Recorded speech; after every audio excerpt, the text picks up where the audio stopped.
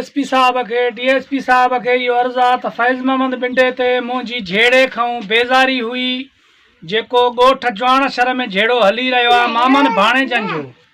हे सूबेदार साहब जूं हथ अखरियूं आहिनि जेको सुबुह अची एसे जे फैज़ मोहम्मद बिंडे वारे मुंहिंजो माल मारियो आहे 10 ढोर मियूं ऐं 1 गऊं 5 बकरियूं।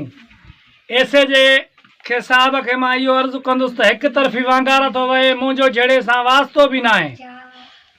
हीअ एसे जे साहब जी लिखियत आहे फैज़ मोहम्मद बिंडे जे थाणे जी। एसपी साहब के मुंहिंजो अर्ज़ु आहे मूंखे पंहिंजो माल वापसि मिले। जेकॾहिं माल वापसि न मिलंदो त उन जो ज़िम्मेवार एसे जो ई रहंदो, झेड़े जो। छाजे करे जो मां ग़रीब आहियां, मिसकीन आहियां, मां लिखी ॾिनो आहे थाणे ते। उन खां पोइ ते हिकु तरफ़ी वांगार वही मुंहिंजो माल मारे वियो आहे।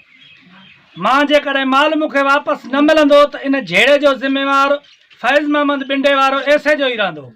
मां ग़रीब आहियां, मां एसपी साहब के डीएसपी साहब के सिंध आईजी साहब के हाई कोर्ट के सुप्रीम कोर्ट के अपील थो कयां त हीअ जेका त लिखियत मूंखे फैज़ मोहम्मद बिंडे जे थाणे जी आहे। महिरबानी करे मूंखे पंहिंजो माल वापसि थिए।